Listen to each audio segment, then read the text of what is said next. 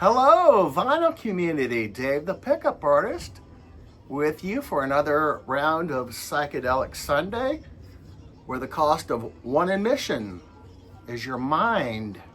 A mixture of acid And flashbacks. this week, I'm filling in holes in my Michigan garage rock collection. I just picked up Breakout by Mitch Ryder and the Detroit Wheels. This is their second album.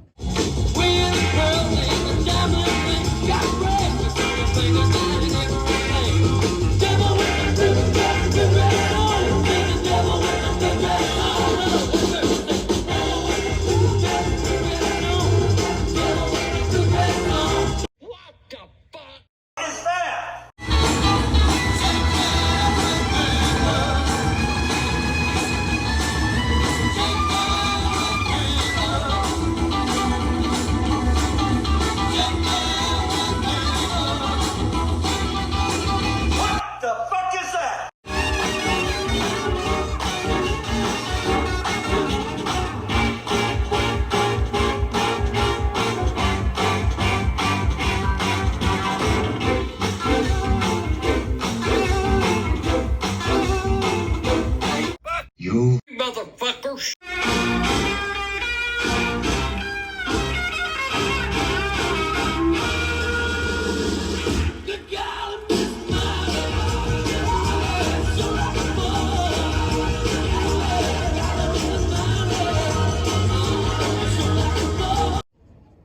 Now, what I really love about these guys, they rocked, but also their discography's pretty easy. These guys put out 3 albums, starting with Jenny Take a Ride, their first album, then this one, then they had Sock It To Me, their final one, and all the rest of the albums you see by these guys, they're all comps and greatest hits stuff, but yeah, these 3 albums are definitely worth having in your collection. These guys were kind of a cover band, but you know, they made the songs their own. Just great stuff, great musicians too. Liner notes here. Now, as you can see, this is in the shrink. It's also, we've got a retail sticker, which I cannot identify. And also there's an old label from one of those old school label makers, which lends me to believe that this might have ended up in a library at one point. Maybe it's a library copy, but it's a great album. They had their great song, Devil with a Blue Dress, with the Good Golly Miss Molly medley. Great song. And Breakout, which I think was written by Gladys Knight, according to the liner notes. And we also got the Walking the Dog, the Rufus Thomas song. So walking the dog, just a walking the dog. If you don't know how to do it, I'll show you how to walk the dog. Your mother's aroused. You know that she couldn't do it. She's my little baby. Whoa, little Latin baby. Now if you wanna do the job, look at you can put it down. Which I think is on every album there is. But yeah, glad to add this one. Now all I need is the first one. I need Jenny Take a Ride, which is on Sundays, I believe. I think I can get it through Amazon, but you can, if you're lucky, you can find these in the bins too. And this is a mono copy. A new voice. Almost mint condition, the cover and the vinyl. They put out their third album, Sock It To Me, which I think is probably my favorite. Sock it to me, baby, baby. Sock it to me, baby. Sock it to me, baby. Sock it to me, baby. Sock it. Your mother's eating fucking barbecue. Shit down, baby, don't break down.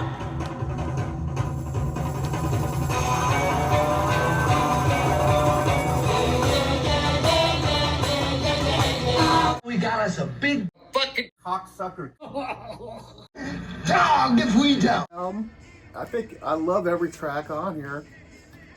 We get, I think mostly covers, but check that cover out. Looks like he's having a blast. And we do get some covers. We get, let's see, Walk On By, which is a Burt Bacharach song, which is interesting. Band slows it down for that one. But we get a lot of great rockers like I'd Rather Go to Jail and Shakedown. Just great stuff. Not a bad track on here. We got Mitch there, and right here we got Jim McCarty.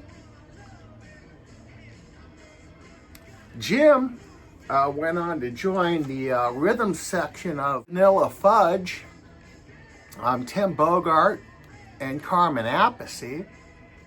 They also brought Rusty Day from the, he was briefly in the Amboy Dukes and formed Cactus. So we got that great rhythm section from Vanilla Fudge with Jim McCarty on guitar, and Rusty Day.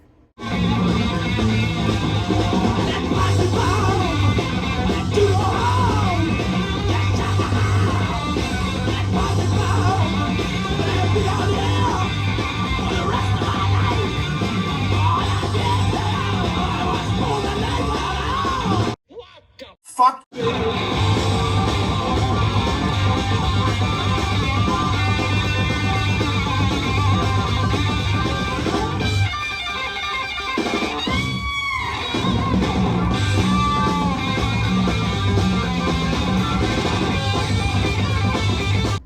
And I tell you, this album smokes. This is like, I don't know, blues on peyote. Just insane hard rock on this, on the Atco label. They do probably the most brutal version of Parchment Farm I've ever heard. It's even louder than Blue Cheer's version. But yeah, this is a great one. Cactus, their debut. Mitch Ryder's handlers told him that he could probably strike out on his own and he'd probably be better off, and it's kind of what he did. They put out those 3 Detroit Wheels albums, and then he kind of broke up with the band, and he went on to put out solo albums, and that didn't really go anywhere.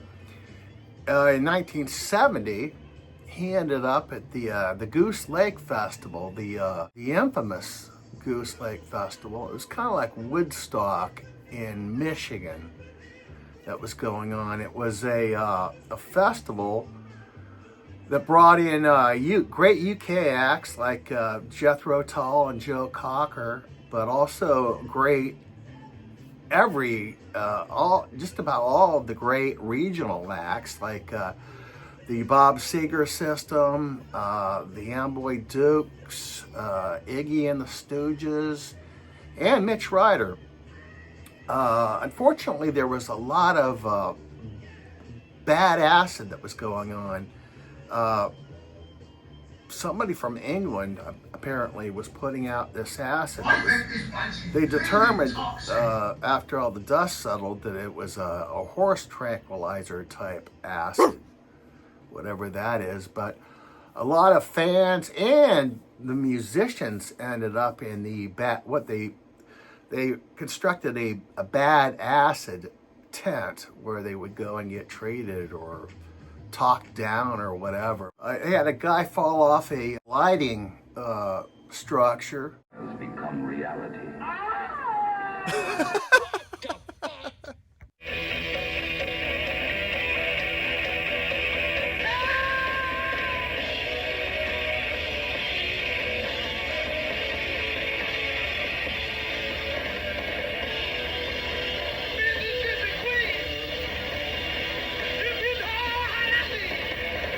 The band Mountain was there, and during their set, they had a knife welding lunatic come on stage, and he was welcomed by Felix Pappalardi, who was a bassist, who bashed him over the head with his bass guitar. Most of the mayhem was going on because of everybody eating this bad acid. And apparently it was brought in from England too, so I don't know. Yeah, Mountain was, they wanted to do a good show because they had just released their debut album, Climbing.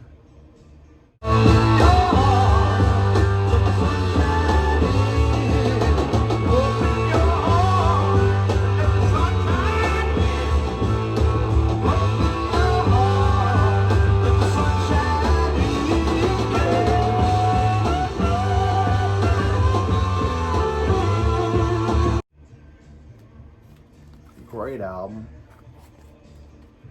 Artwork by Felix Pappalardi's wife, who did most of their album covers. And this has a little sticker on it. If any of you know Bill Kernan in Cincinnati, Ohio, tell him I have his Mountain album. Another band that couple of the members got dosed was SRC, who were riding high from their second album.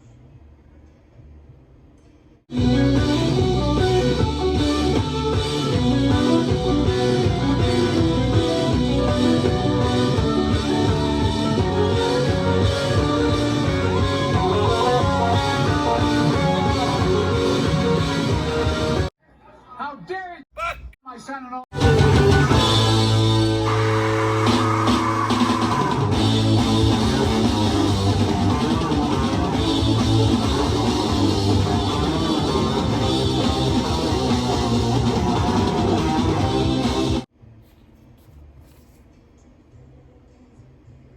Milestones. And yeah, this is another great, they put out 3 albums and they were all great. And apparently 2 of the members also ended up in the bad acid tent. Let's welcome the Stooges.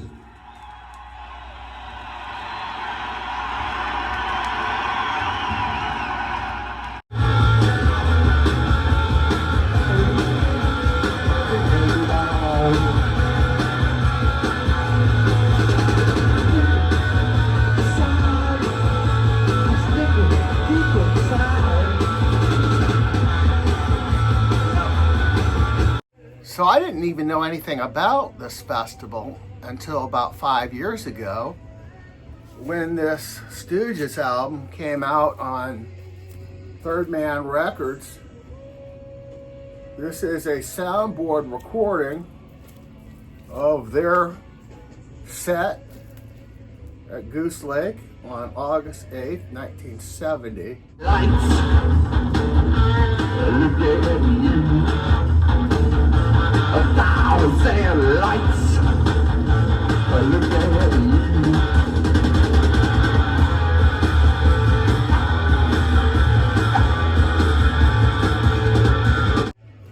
And this actually sounds pretty good for a soundboard.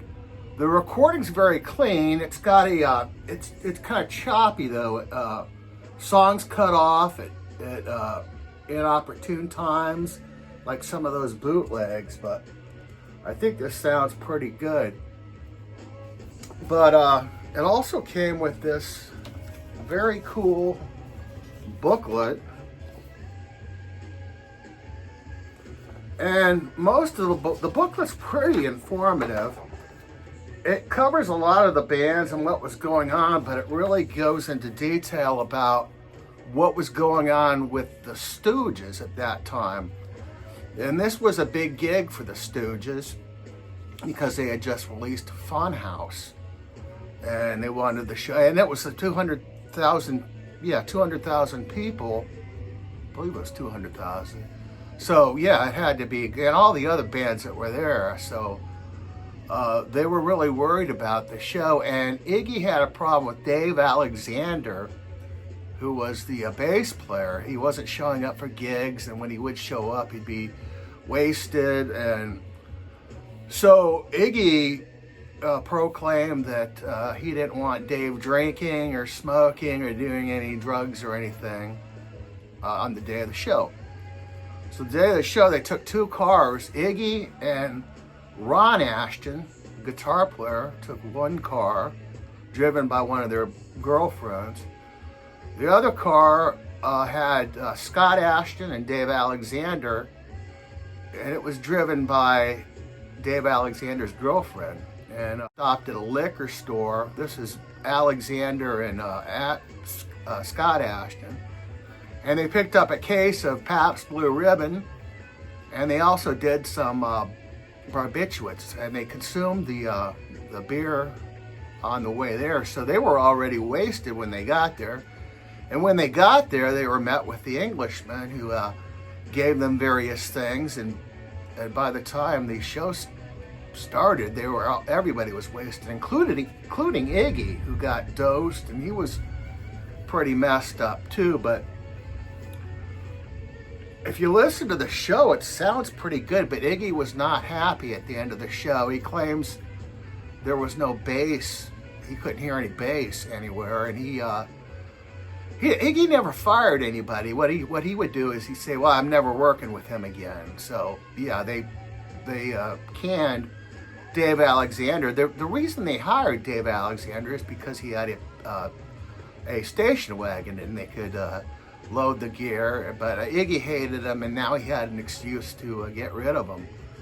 But I think the show was great. If you hear it, one guy that was on fire was Ron Ashton. His guitar is pretty great on this, especially the last track, 1970. And also their sax player, their longtime sax player, shows up when they do 1972. I don't know how he got to the show, but yeah, it was the beginning of the end for Dave Alexander after that. Yeah.